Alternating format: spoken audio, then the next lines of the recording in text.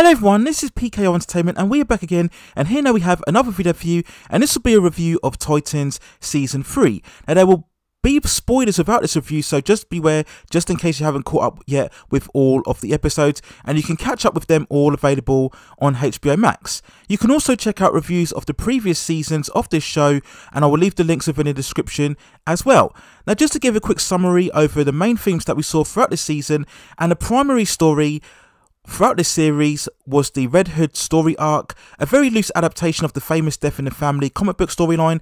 This saw a typically impulsive Jason Todd rush in to face the Joker, which resulted in him being battered to death.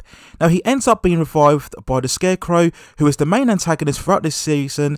Scarecrow revives Jason through the use of the Lazarus Pit. And over the course of this story, Scarecrow manipulates Jason as his pawn really, and using him in his overall elaborate plan to destroy Gotham. The other notable arc throughout this season was the emergence of Kori's sister Blackfire. Initially arrived to bring back Kori to their planet, Blackfire ends up forming a relationship with Connor and working with the Titans. We also saw the introduction of Barbara Gordon, who we all know famously as Batgirl, but in this iteration we see her much more as Oracle and also as the police commissioner of the Gotham Police Department. We also had the entry of Tim Drake, who we see in the beginning as a delivery boy and a major fan of Dick Grayson and also Jason Todd's Robin.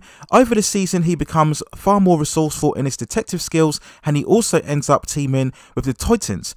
We also get a venture into Themyscira, where Raven left with the deceased Donna from season 2's finale, and this overall story arc sees Donna being brought back to life. This season also noted the departure of Hank in one of the most impactful episodes, where we see Hank end up being killed after having a bomb attached to him by Jason. Dawn, who is traumatized by his death, shortly leaves afterwards and doesn't return for the rest of the season.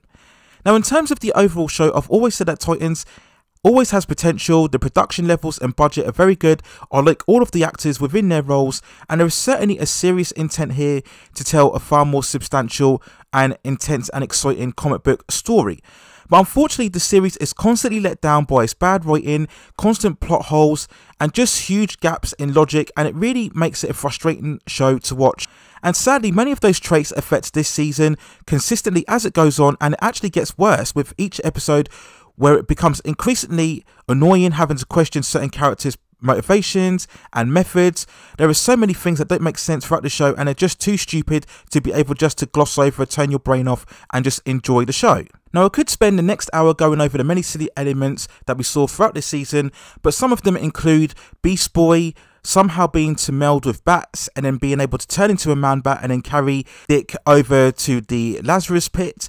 And the Lazarus Pit itself, there wasn't very clear how exactly it came to its existence. Somehow Scarecrow was tied in with Ra's al Ghul, who we never see throughout this season. Once again we have to question Dick's incompetence in terms of leading a team. He constantly talks about unified and being together, but then he's always walking away off his own, trying to do his own thing. This is something that is really a frustrating trait throughout the whole of the entire series, where if we look at it, the majority of the time the reason why the characters get into trouble in the first place is because they're always wandering off on their own rather than working together as a team. Another big issue that's plagued not only the season but perhaps the overall series itself, and that is how it continues to be much more of a Batman-centric show, focusing too much on the characters within the Batman universe, and the Titans themselves continue to get sidelined. In particular, the likes of Gore, Raven and Dawn and Hank are largely minimalised. Now when we look at the Jason Todd Redhood story arc overall, this was a major example of really how the major characters were sidelined in terms of a much more Batman story. Now overall this storyline really should have been a 5-episode story, but it was dragged out way too long, leaving less focus on the Titans. Now many fans of the classic Red Hood storyline and the character himself will probably feel very disappointed how this was adapted.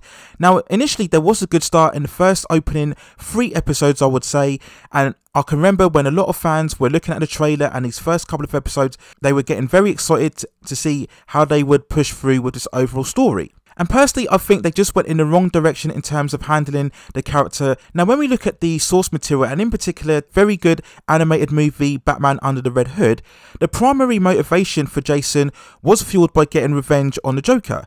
He was far more ruthless, yes, but he never hurt any innocents.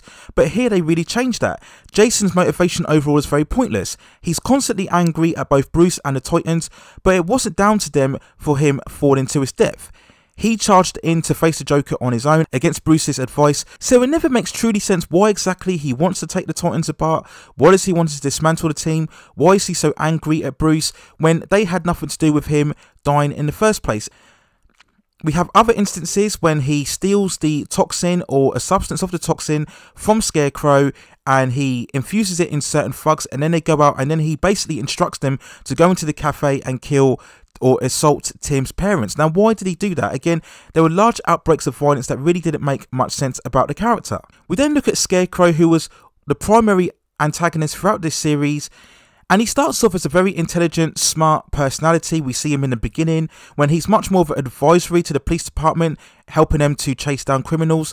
But once he escapes and becomes the central focus of the overall story, he becomes far more unhinged and crazy. There's a point in the story when he actually achieves his goal in destabilizing Gotham, but he still hangs around. And again, you're wondering, what is the point of his purpose? He breaks into Wayne Manor. Why does he do that? There's no reason to do that at all. We did get this small subplot involving his mother, but that really wasn't focused on a lot.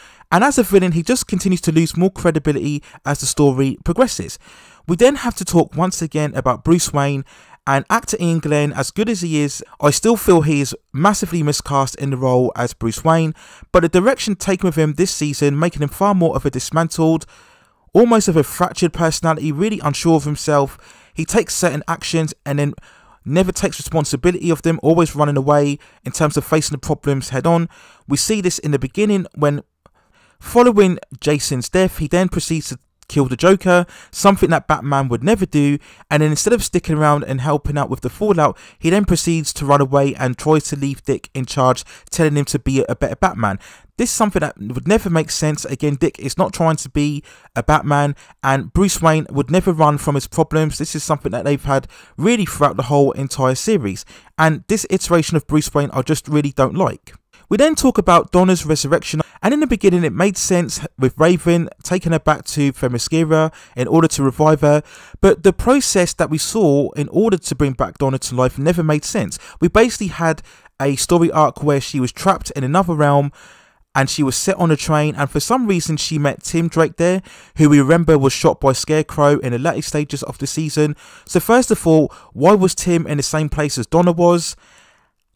Why didn't Dick go to the same place when he nearly met his death when the thugs were beating him down towards the end of this season as well?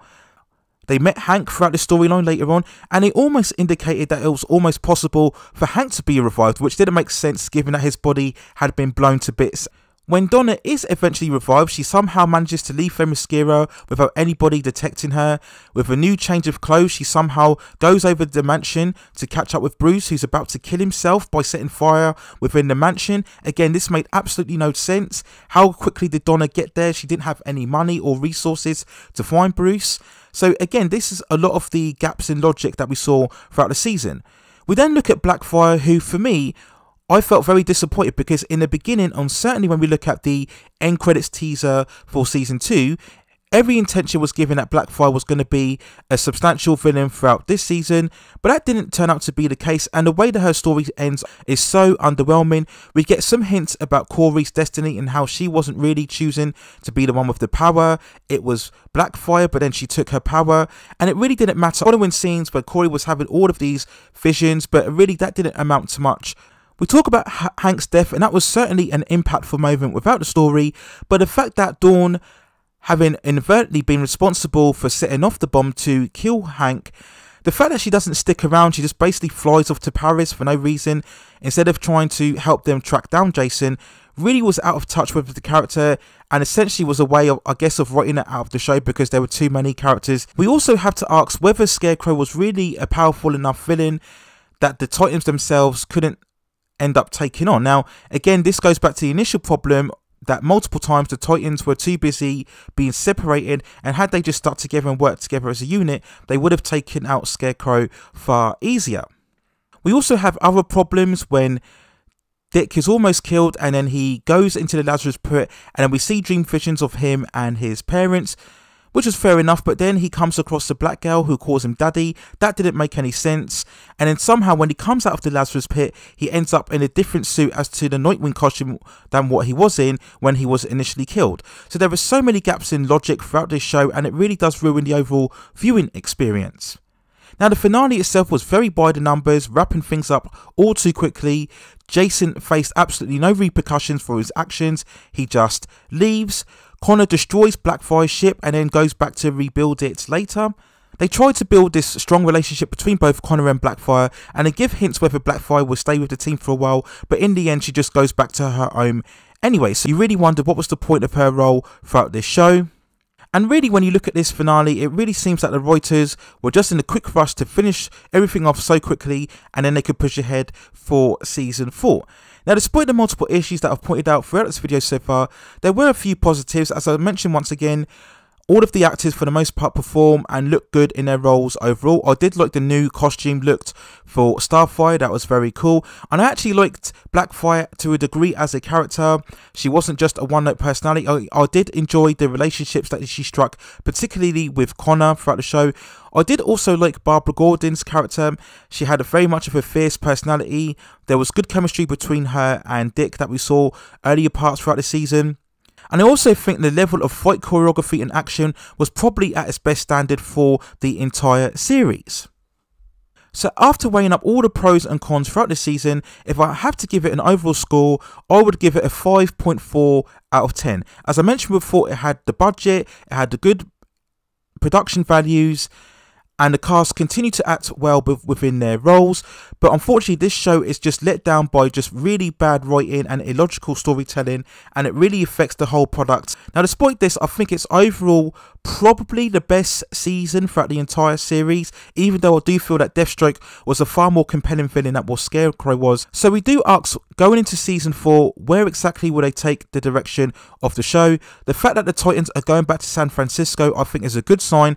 This will hopefully leave a departure from many Batman themes and hopefully utilise far more of the Titans character and make it far more of a team dynamic rather than a solo Dick Grayson show for which the Titans take part here and there. I also feel the show would benefit from a far more smaller mini story arc structure where we see multiple villains throughout the season. We saw this garner very good successfully for both the likes of Gotham and also season 6 of The Flash, and I also think the Titans would benefit from this as well. Will season 4 be its last? I think it overall depends on the good reception that it garners from fans. It is very popular amongst certain DC fans, and I think it does strike very good ratings on HBO Max. But if it is to continue, they really need to start utilising the potential far more and make it much more of a team dynamic. So those are my overall thoughts and feelings and review of Titans Season 3. Let me know what you think in the comments below. If there are any other DC shows or just any other shows in general that you would like to see me review, then let me know in the comments and I will see if I can provide a breakdown of those shows for you as well. Please also hit and like the subscription and notification buttons so I can provide you with more high quality content like this in the future. But that's it for now. Take care of yourselves, stay in safe distances, and I will see you very, very soon.